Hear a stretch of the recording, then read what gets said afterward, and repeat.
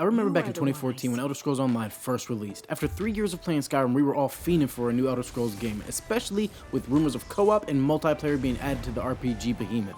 When I was younger, we would all meet at a friend's house bringing our TVs, consoles, and snacks with us. It was like a multiplayer LAN party without the multiplayer. Then one fateful spring it happened. Elder Scrolls Online released, and I didn't buy it. Yet. Not for 8 years. When Elder Scrolls Online was first released, the main grievances I heard and remember were how this game just outright wasn't Skyrim. People were saying it's only multiplayer and wasn't fun.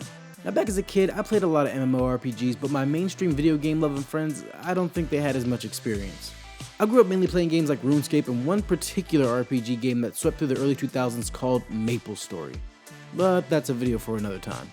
I bring this up because I believe 75% of all those initial bad reviews ESO got were due to mainstream audiences not being familiar with MMORPGs. While they were truly looking for ES6, they got a lore-intense open-world MMO full of repetitive grinding and questing. Due to this opinion being told to me, I never played it. Well, now I have, and that brings me to our question today.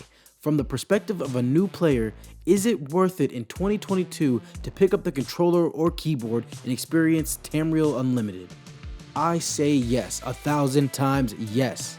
I loaded up ESO and my first thought was, oh, this is just like Skyrim. Again, I'm used to MMORPGs, so things like skill trees and ability bars don't confuse or faze me. As a retired MMO player, ESO has everything that I would want in not just an MMO, but any multiplayer game out there.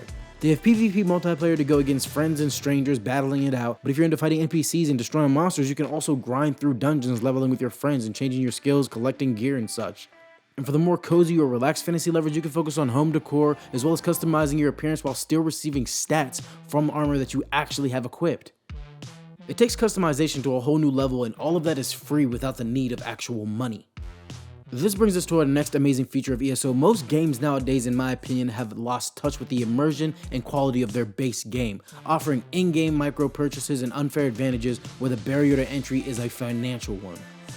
Now, I'm not against people being rewarded for their skill, that's cool, but I mean, if you have to pay to be good at a game, that's kinda like, not as fun to me. In Elder Scrolls Online, the crown store is where players might find boosted experience scrolls, tickets for games of chance, or utilities such as pets, mounts, clothing, or anything else. And none of which give a tactical lead to any player but simply add to the personalization and speed of growth. And most of these things can be earned or acquired within the game through a quest or through money in-game. Even the monthly online payment service, ESO Plus, offers an experience boost and extra storage but doesn't offer any tactical advantage in the game. Shiny purchases and character freedom is all fine and dandy, but it really comes down to the content and mechanics of the game. On this front, I truly do give the game an 8 out of 10. The content of the game is what feels like an infinite journey with no end in sight. From its gigantic map to the quests you engage in, the game provides you somewhere to go and something to do at every turn. I mean, it's to the point to where as a new player, it can kinda get overwhelming. This is also because of the decision to make the game semi-non-linear. This means you can do any area or quest at any time. It also has a lot of enemies leveled, so everything PvE can pretty much be defeated by any build. This gives the game a too easy feel to it until you switch to a veteran dungeon or engage with some of the world bosses, and even then, sometimes it's not an issue of difficulty, but more of an annoying feeling of hacking away at a large health bar, with skills that really aren't doing a whole lot of damage. But this leveled approach definitely makes it easier to embrace the lore and creation of your own personal character, because any build you make will have its custom abilities and the potential to get you through the game happily challenged. So honestly, to wrap up all of the points and give a final answer on if ESO is worth picking up or returning to, I'd say yes. The game's content is still consistently updated and it remains fresh. The online community for the game is one of the most engaging and helpful anywhere, and with the new DLC release of High Owl, the list of NPCs, quests, and items has increased. With the ability to customize your character and duel random players at any whim, if seated with a larger audience, I could see Elder Scrolls Online being a fantasy lobby full of action like the chaotic days of GTA Online.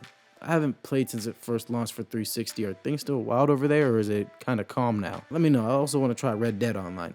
Anyway, so should you give ESO a shot? Yes.